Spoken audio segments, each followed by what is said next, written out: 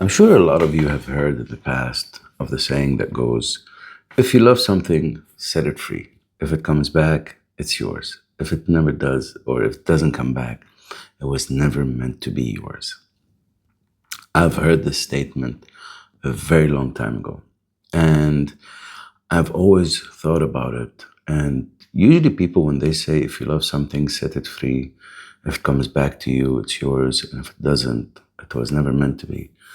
Usually, it's used in the idea of relationships and the idea of actually having a loving relationship with someone that you can't really attain or someone that you can't really create that bond. So you let them go, you give them the space, you allow them the freedom to choose for themselves. And if they actually come back to you, then they were always yours, and if they don't, they were never meant to be. At least that's the context that I had understood it before. And fast forward many years later, the idea of if you love something, set it free. And if it comes back to you, it's yours. And if it doesn't, it was never meant to be. It's a very interesting concept. If you take that and you apply it, and I took that and I wanted to apply it on other areas of my life other than relationships. Basically anything in life that you're going forward to accomplish, or anything that you want to really, or something that you're attached to that you want to accomplish, or like a business deal that you want to get to, or a sales that you want to get to, or a relationship that you want to build, or a new project that you want to pursue. The idea of how we can apply, if you love something, set it free. If it comes back to you, it's yours. And if it doesn't, it was never meant to be. It's not the fact that you're going to set the idea free, you're not going to work on it.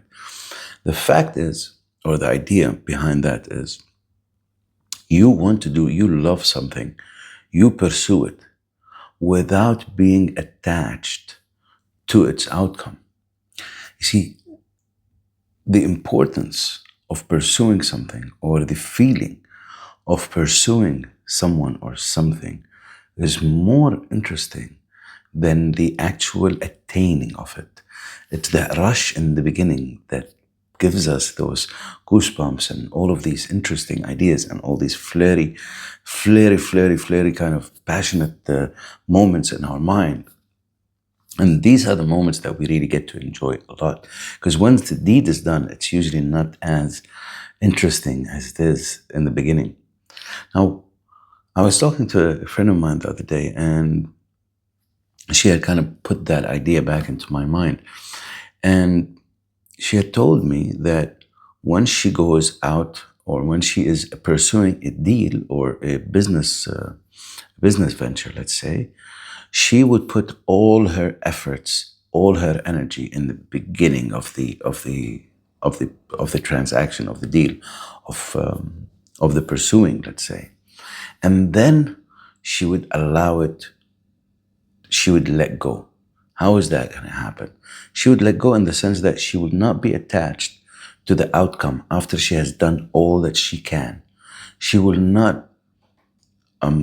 She will not really keep on thinking about it, or keep on visualizing it in a way that is obsessive about it. She would let it go in her mind after doing everything she possibly could to make sure that it is the best deal possible. Now, how is that going to feel?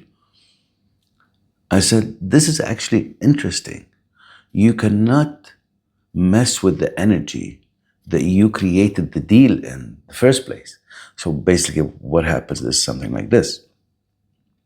When you put all your energy, all your thoughts, all your beautiful creative energy into a certain venture, and all of those beautiful energy goes with it and is riding that wave, if you come back from a desperate point of view and you want to check on that project, let's say, what I believe happens is that you're going to mess with its own energy field. You're going to come from a lower energy place, and then you wouldn't be able to, or what you would do is you would mess around with that big energy or that heightened energy that you've already set free, that you've already allowed to go into motion. It's something that I'm guilty of, to be very honest with you. A lot of times, and this is why I'm actually sharing this with you, because this is not something I am 100% perfectly in tune with. I usually start off a deal or a project and I put all my energy into it and everything, and kind of get all the rush, all the endorphins, all of these beautiful chemical things happening in my mind, and I'm like seeing all of the 5 steps ahead, and I can see the money in the bank and all of these things, the visualization, the manifestation, the whole thing. I set that in motion, and at points when I'm at a low, or I am in doubt, or when I am frustrated, when out of time, out of patience, out of confidence, I go back and check on these projects that I have already set in motion at a high vibration. And usually, and honestly, and more times than once, or more times than I could think of, once I go back and check on them with that low vibration, or with that, from that area of low energy, chances are the deal kind of starts to shake and it kind of starts to go down. Not always. Sometimes what is meant to be is going to happen no matter what. But also there is lessons to learn from the way that we reapproach a project, or we reapproach a situation, or we reapproach a relationship, or we reapproach a path. See, once you set things in motion from a higher vibration, you have to allow it its time, its space. You have to allow it its own process. You have to allow it its own its own its own field of energy to be created around it. You have to allow it to take its own manifestation as well. At the end of the day, I can only do so much. I'm telling you again, this is something that I was guilty of, or I am still processing as I speak with you today. And the idea is not to totally disregard following up with something, or totally disregarding keeping an eye on something that you have started. But the idea is to allow things to happen in their own space, in their own time, in their own energy, knowing that you have put everything into it that you possibly can. You've given it all your best, and you're not attached to the outcome, and you've done it from your highest best interest, and you're always in the best shape of your mind, or in the best idea, or in the idea that you're actually okay with it. So if you love something, set it free. If it comes back to you, it's yours. If it doesn't, it was never meant to be. The idea that I would like you to take care, the idea that I would like you to take home from this, when you're pursuing a project, when you're pursuing a person, when you're pursuing a certain thing that you want to do, make sure to start with the best intention possible.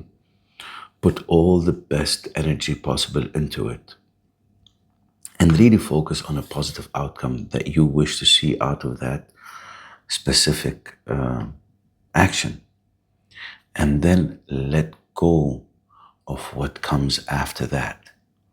If it really works out to your to your benefit, if it really works out to the way you have thought about it, or you have envisioned it, and so on and so forth, then that's amazing.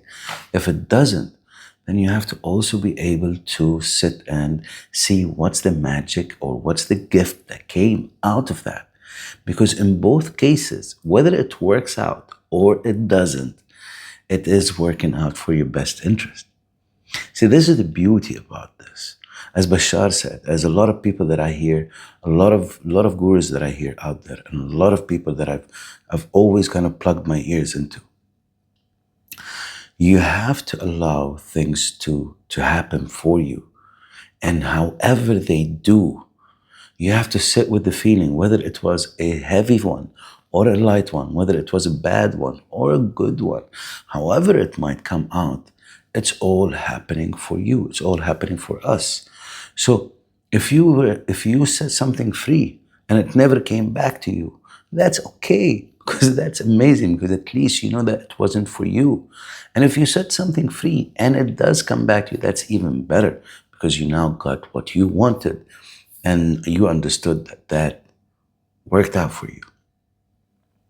So the idea, however you set something free and however it comes back or it doesn't come back to you, always put everything you possibly can in the beginning and allow it its own high vibration, high energy, and let it go with that. Let it go with peace. Let it go with love. Let it go with enthusiasm. Let it go with positivity. Let it go with creativity. Let it go with the best intention possible, and allow it to show you the gift that it has for you. Whether it was something that you create, something that you craved to be good, the love that you wanted, the deal that you wanted, or something that you did not know that you should not have or you did not need, whereby it did not work and there's another gift there for you to learn as well. Either way, they're both good. Whether you let something go and they never come back, or you let someone go and they never come back, that's fine. And if you let someone go and they come back, that's also amazing. Either way, if you love something, set it free. If it comes back to you, it's yours. If it doesn't, it's also a gift in disguise that it didn't. I hope this helps you in the way you pursue things as you're going forward. And I think this helps me in really not being not holding on to outcomes for things that I really am passionate about, that I do from my heart, that I pursue from my heart. Even it is with a relationship that I had recently encountered.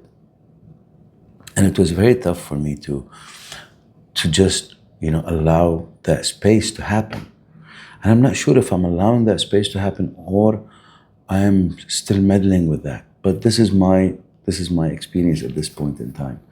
And I thought this might be something that you would be able to benefit from, or it might shed the light to your predicament if there's any. I wish you the best, or I wish you a beautiful day, amazing, amazing week ahead, and all the best.